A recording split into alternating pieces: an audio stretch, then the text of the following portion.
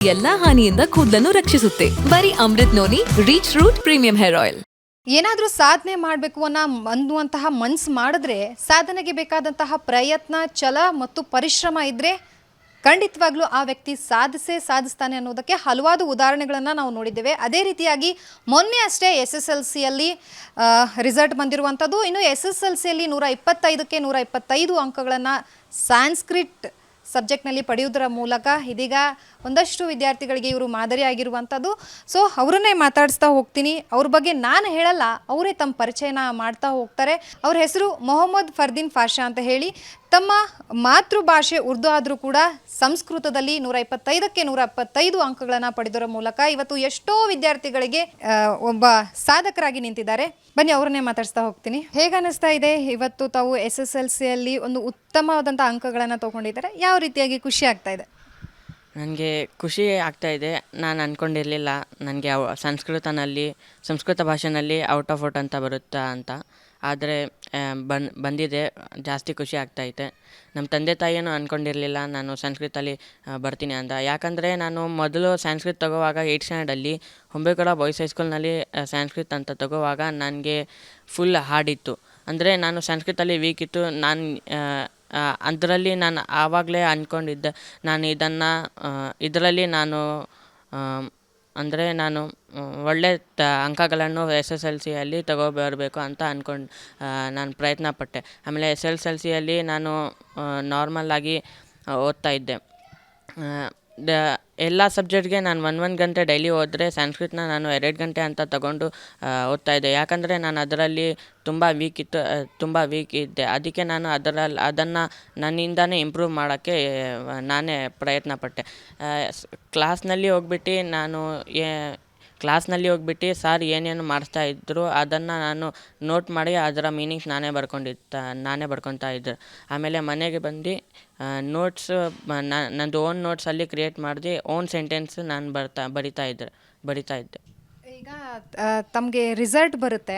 So result ಬಂದೋಕ್ಕಿಂತ ಮುಂಚೆ ತಾವು ಅಂದ್ಕೊಂಡಿದ್ರಾ 125ಕ್ಕೆ ನಾನು 125 ಸಂಸ್ಕೃತ ಸಬ್ಜೆಕ್ಟಲ್ಲಿ ತಗೋತೀನಿ ಅಂತ ಹೇಳಿ? ರಿಸಲ್ಟ್ ಬರೋಕ್ಕಿಂತ ಮುಂಚೆ ನಾನು ಅಂದ್ಕೊಂಡಿರಲಿಲ್ಲ ನನಗೆ ಸಂಸ್ಕೃತಲ್ಲಿ ಔಟ್ ಆಫ್ ಔಟ್ ಅಂತ ಬರುತ್ತೆ ಅಂತ. ಯಾಕಂದರೆ ನನ್ನ ಗ್ರಾಮರಲ್ಲಿ 1-2 ಮಾರ್ಕ್ಸ್ ಹೋಗುತ್ತೆ ಅಂತ ಇದ್ದೆ. ಆದರೆ ನಾನು ಪೂರ್ತಿ ಪ್ರಯತ್ನ ಪಟ್ಟು ಎಕ್ಸಾಮನ್ನು ಬರ್ಕೊಂಡಿದ್ದೆ. ಆಮೇಲೆ ರಿಸಲ್ಟ್ ಬರುವಾಗ ನನಗೆ ಎಷ್ಟು ಖುಷಿ ಆಯಿತೋ ನಾನು ಮಾತಿಂದ ಹೇಳೋಕ್ಕಾಗೋದಿಲ್ಲ. ಯಾಕಂದರೆ ನನ್ನ ಮಾತೃಭಾಷೆ ಉರ್ದು ಇದ್ದರೂ ಕೂಡ ನಾನು ಸಂಸ್ಕೃತದಲ್ಲಿ 125ಕ್ಕೆ 125 ತಗೊಂಡು ಬಂದಿದ್ದೀನಿ ಅಂತ ನನಗೆ ಅಷ್ಟು ಖುಷಿ ಬಂದಿಲ್ಲ. ಈಗ ತಮ್ಮ ಮಾತೃಭಾಷೆ ಉರ್ದು ಇದೆ, ಬಟ್ ತಾವು ಸೆಲೆಕ್ಟ್ ಮಾಡ್ಕೊಂಡಿರೋ ಮೇನ್ ಸಬ್ಜೆಕ್ಟ್ ಬಂದುಬಿಟ್ಟು ಸಂಸ್ಕೃತು. ಸೊ ಮಾತೃಭಾಷೆ ಉರ್ದು ಇರೋದ್ರಿಂದ ತಮಗೆ ಕಷ್ಟ ಅಂತ ಅನ್ನಿಸ್ಲಿಲ್ವಾ ಸಂಸ್ಕೃತು ಓದೋದಕ್ಕಾಗಲಿ ಬರೆಯೋದಕ್ಕಾಗಲಿ? ಕಷ್ಟ ಅಂತ ಅನಿಸ್ತು. ಎಲ್ಲರೂ ಹೇಳಿದ್ರು ಕಷ್ಟ ಅದು ಯಾಕೆ ತೊಗೊತೀಯ, ನಿನಗೆ ಏನು ಈಸಿ ಇರುತ್ತೆ ಅದನ್ನೇ ತಗೋ ಅಂತ. ಆದರೆ ನನ್ನ ಅಣ್ಣ, ನನ್ನ ತಮ್ಮ, ಫ್ಯಾಮಿಲಿ ರಿಲೇಟಿವ್ಸ್, ತಂದೆ ತಾಯಿ ಎಲ್ಲ ಹೇಳಿದ್ರು ನಮಗೆ ಹಿಂದಿ ಕನ್ನಡ ಎಲ್ಲರೂ ತೊಗೊತಾರೆ. ಆದರೆ ಅಂತೂ ಸಂಸ್ಕೃತ ತಗೋ. ಯಾಕಂದರೆ ಸಂಸ್ಕೃತ ಎಲ್ಲರೂ ಹೇಳ್ತಾರೆ ಇದು ಹೋಲಿ ಲ್ಯಾಂಗ್ವೇಜ್, ದೇವ್ರ ಭಾಷೆನೂ ಅಂತ ಹೇಳ್ತಾರೆ. ಆಮೇಲೆ ಸಂಸ್ಕೃತ ಒಂಥರ ಹಾರ್ಡ್ ಲ್ಯಾಂಗ್ವೇಜು ಇತ್ತು. ನಾನು ಹಾರ್ಡ್ ಲ್ಯಾಂಗ್ವೇಜ್ ಅಂತ ಓದಬೇಕು ಅಂತ ಇಷ್ಟ ಬಂತು. ಅದಕ್ಕೆ ನಾನು ಸಂಸ್ಕೃತ ಅಂತ ಓದಿದೆ. ಈಗ 125ಕ್ಕೆ ಸಂಸ್ಕೃತಲ್ಲಿ 1 ಮಾರ್ಕ್ಸನ್ನು ಕೂಡ ಕಡಿಮೆ ಆಗದೇನೆ 125ನ ತೊಗೊಂಡಿದ್ದೀರಾ. ಸೊ ಅದಕ್ಕೆಲ್ಲ ಪ್ರಿಪ್ರೇಷನ್ ಹೆಂಗಿತ್ತು? ಜಾಸ್ತಿ ಹೊತ್ತು ಸಂಸ್ಕೃತಿಗೆ ಕೊಡ್ತಿದ್ರಾ ಅಥವಾ ಬೇರೆ ಬೇರೆ ಸಬ್ಜೆಕ್ಟ್ಗಳಿಗೂ ಕೂಡ ಅಷ್ಟೇ ಟೈಮ್ನ ಕೊಡ್ತಾ ಇದ್ರಿ ತಾವು? ಬೇರೆ ಬೇರೆ ಸಬ್ಜೆಕ್ಟ್ಗೆ ನಾನು ಡೈಲಿ ನಾರ್ಮಲ್ ಟೈಮ್ಗೆ ನಾರ್ಮಲ್ ಡೇಸ್ಗೆ ನಾನು 1 ಗಂಟೆ ಬೇರೆ ಸಬ್ಜೆಕ್ಟ್ಗೆ ಕೊಟ್ಟರೆ ಸಂಸ್ಕೃತಿಗೆ ನಾನು 2 ಗಂಟೆ ಕೊಡ್ತಾ ಇದ್ದೆ. ಯಾಕಂದರೆ ಸಂಸ್ಕೃತಲ್ಲಿ ನಾನು ವೀಕ್ ಇದ್ದೀನಿ ಅಂತ ನಾನು ಅದನ್ನು ಇಂಪ್ರೂವ್ ಮಾಡೋಕ್ಕೆ ನಾನು 2 ಗಂಟೆ ಅದನ್ನು ತಗೊತಾ ಇದ್ದೆ. ಆಮೇಲೆ ಸಂಸ್ಕೃತ ಎಕ್ಸಾಮ್ಗಿಂತ ಪ್ರಿಪ್ರೇಟರೀಸ್ ಫೈನಲ್ ಎಕ್ಸಾಮ್ಗಿಂತ ಮುಂಚೆ ನಾನು ಸಂಸ್ಕೃತಲ್ಲೇ ಇಷ್ಟು ಬರಬೇಕು ಅಂತ ನಾನೇ ಟೆಕ್ಸ್ಟ್ ಬುಕ್ಕಲ್ಲಿ ಮಾರ್ಕ್ ಮಾಡ್ತಾಯಿದ್ದೆ. ಇಷ್ಟೇ ಬರಬೇಕು, ಅಷ್ಟೇ ಬರಬೇಕು ಅಂತ. ಆಮೇಲೆ ಆ ಎಕ್ಸಾಮ್ಗಿಂತ ಮುಂದಿನ ದಿನ ನಾನು 1 ಗಂಟೆ 12 ಗಂಟೆ ತನಕ ಓದ್ತಾ ಇದ್ದೆ. ಆಮೇಲೆ ಬೆಳಗ್ಗೆ ಎದ್ದು 6 ಗಂಟೆಯಿಂದ ಓದ್ತಾ ಇದ್ದೆ. ಆಮೇಲೆ ಎಕ್ಸಾಮ್ ಬರೆಯುವಾಗ ನಾನು ಕಾಮ್ ಆಗಿದ್ದೆ. ಯಾಕಂದರೆ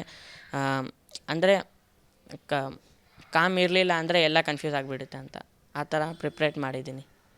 ಓಕೆ. ಈಗ ಟೀಚರ್ಸ್ದು ಮತ್ತು ನಿಮ್ಮ ಫ್ಯಾಮಿಲಿಯವ್ರದ್ದಾಗಿರ್ಬೋದು ಎಲ್ಲರ ಸಪೋರ್ಟ್ ಹೇಗಿತ್ತು? ನಿಮ್ಮ ಓದೋದಕ್ಕಾಗಿರ್ಬೋದು ಅಥವಾ ಸಾಂಸ್ಕ್ರಿಟ್ ಸಬ್ಜೆಕ್ಟ್ ಕುರಿತಾಗಿರ್ಬೋದು ಅಥವಾ ಇನ್ನು ಬೇರೆ ಎಲ್ಲ ಸಬ್ಜೆಕ್ಟ್ಗಳ ಕುರಿತಾಗಿ?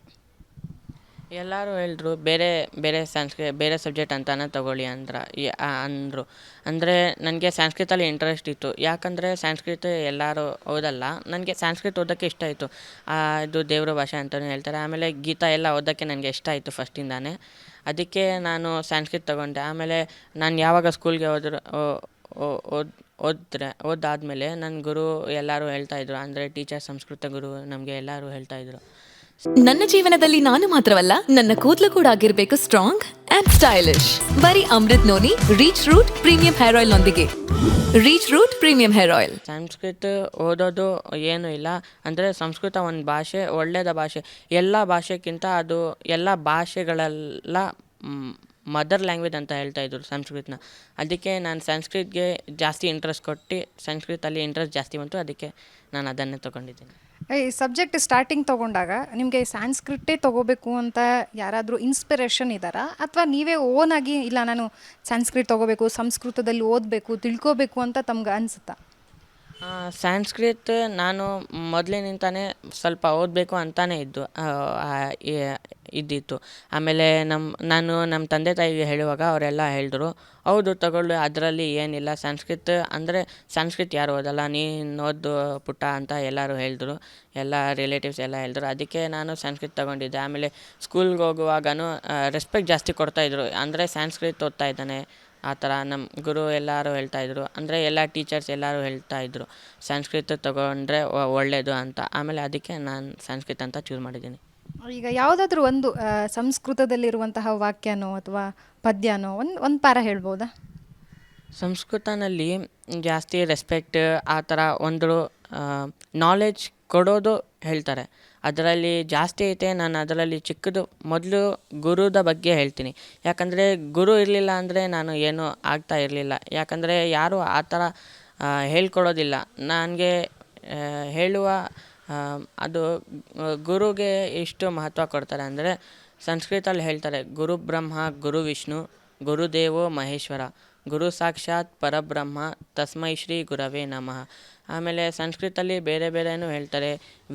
ಸಂಸ್ಕೃತ ವಿದ್ಯಾ ತಲೆ ಮೇಲೆ ಭಾರ ಇರೋದಿಲ್ಲ, ಯಾರು ಕಳ್ತನ ಮಾಡೋದಿಲ್ಲ, ನಾವು ಬಡವರು ಅಂತ ರಾಜನಿಗೆ ಹೋಗೋದಿಲ್ಲ, ಆಮೇಲೆ ಅಣ್ಣ ತಮ್ಮರ ಹತ್ರ ಡಿವೈಡು ಆಗೋದಿಲ್ಲ. ಸಂಸ್ಕೃತ ಭಾಷೆನ ನಾವು ಎಷ್ಟು ಖರ್ಚು ಮಾಡ್ತೀವಿ ಅಷ್ಟೇ ಅದು ವಿದ್ಯೆ ನಮಗೆ ಹೆಚ್ಚಾಗುತ್ತದೆ. ಆಮೇಲೆ ಎಲ್ಲ ಧನಗಳಲ್ಲಿ ಸಂಸ್ಕೃತ ವಿದ್ಯಾದ ಧನ ಶ್ರೇಷ್ಠವಾದದ್ದು. ಆಮೇಲೆ ಎಲ್ಲ ಹೇಳ್ತಾರೆ. ಸಂಸ್ಕೃತ ಪದ್ಯದಲ್ಲಿ ಒಂದು ಪದ್ಯ ಐತೆ, ಅದು ಶ್ಲೋಕನ ನಾನು ಹೇಳ್ತೀನಿ.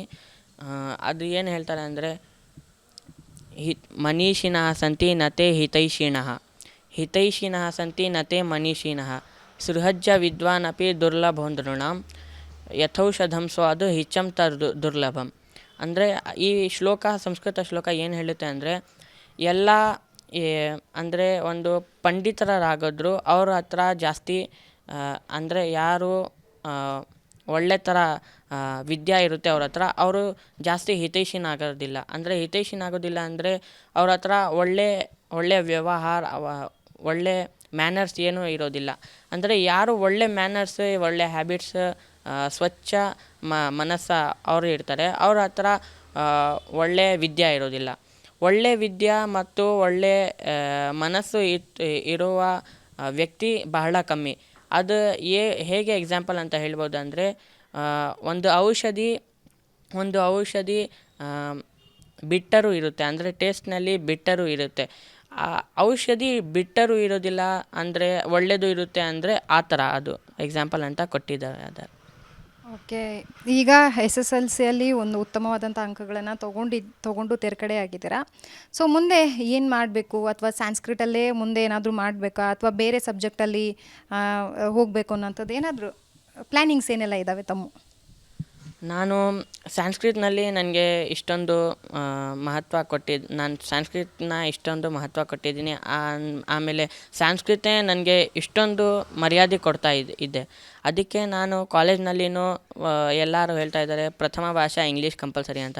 ಅದಕ್ಕೆ ದ್ವಿತೀಯ ಭಾಷೆ ಸಂಸ್ಕೃತ ಅಂತ ತಗೊಳ್ಳೋಕ್ಕೆ ಇಷ್ಟಪಡ್ತೀನಿ. ಆಮೇಲೆ ಜೀವನ ಪೂರ್ತಿ ಸಂಸ್ಕೃತ ಓದೋಕ್ಕೆ ಇಷ್ಟಪಡ್ತೀನಿ. ಓಕೆ, ಈಗ ನಿಮ್ಮ ಜೂನಿಯರ್ಸ್ ಆಗಿರ್ಬೋದು ಅಥವಾ ಮತ್ತೆ ಮುಂದೆ ಓದ್ತಾ ಇರುವಂತಹ ಮತ್ತೊಂದಷ್ಟು ವಿದ್ಯಾರ್ಥಿಗಳಿಗೆ ನಿಮ್ಮ ಕಡೆಯಿಂದ ಹೇಳೋದಾದರೆ ಏನು ಹೇಳ್ತೀರಾ? ನಾನು ನನ್ನ ತಮ್ಮರಿಗೂ ಎಲ್ಲರೂ ಏನು ಹೇಳ್ತೀನಿ ಅಂದರೆ ಸಂಸ್ಕೃತ ಓದೋಕ್ಕೆ ಏನು ಕಷ್ಟ ಇಲ್ಲ. ಅಂದರೆ ಮನಸ್ಸಿರಬೇಕು, ವಿದ್ಯಾರ್ಥಿಯ ಮನಸ್ಸು ಇರಬೇಕು, ಅವರ ಇಂಟ್ರೆಸ್ಟ್ ಇರಬೇಕು ಅದರಲ್ಲಿ ಓದೋಕ್ಕೆ. ಅಂದರೆ ಅವ್ರು ಎಷ್ಟು ಇಂಟ್ರೆಸ್ಟ್ ಕೊಡ್ತಾರೆ ಅಷ್ಟೇ ಅವರು ಓದ್ತಾರೆ.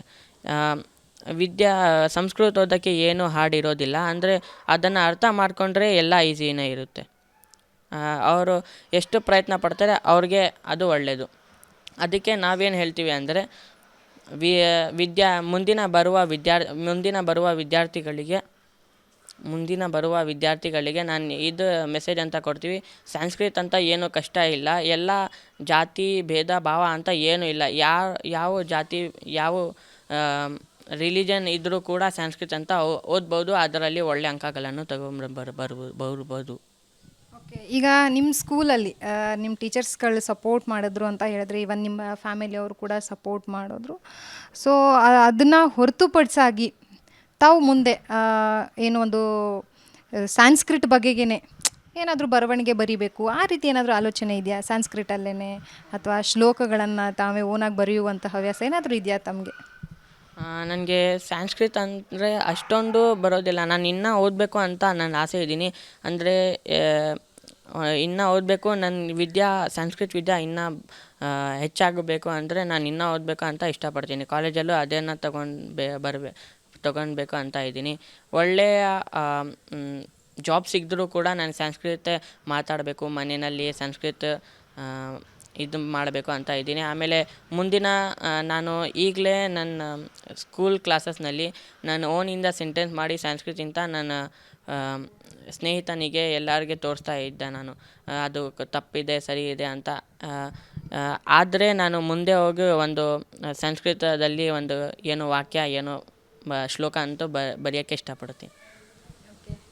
ಸೊ ನೋಡಿದ್ರಲ್ಲ, ಇದಿಷ್ಟು ಏನು SSLCಯಲ್ಲಿ ಉತ್ತಮ ಅಂಕಗಳನ್ನು ಸಂಸ್ಕೃತಲ್ಲಿ ಪಡೆದುಕೊಂಡು, ಅಂದರೆ ತಮ್ಮ ಮಾತೃಭಾಷೆ ಉರ್ದು ಆಗಿದ್ರೂ ಕೂಡ ಸಂಸ್ಕೃತದಲ್ಲಿ ಉತ್ತಮ ಅಂಕಗಳನ್ನು ಪಡೆದುಕೊಂಡು SSLCಯಲ್ಲಿ ತೆರಗಡೆ ಆಗಿರುವಂತಹದ್ದು.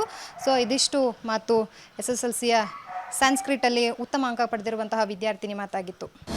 ಅನುಕ್ಷಣದ ಸುದ್ದಿಗಳಿಗಾಗಿ ವಿಸ್ತಾರ ನ್ಯೂಸ್ ಯೂಟ್ಯೂಬ್ ಚಾನೆಲ್ ಸಬ್ಸ್ಕ್ರೈಬ್ ಮಾಡಿ.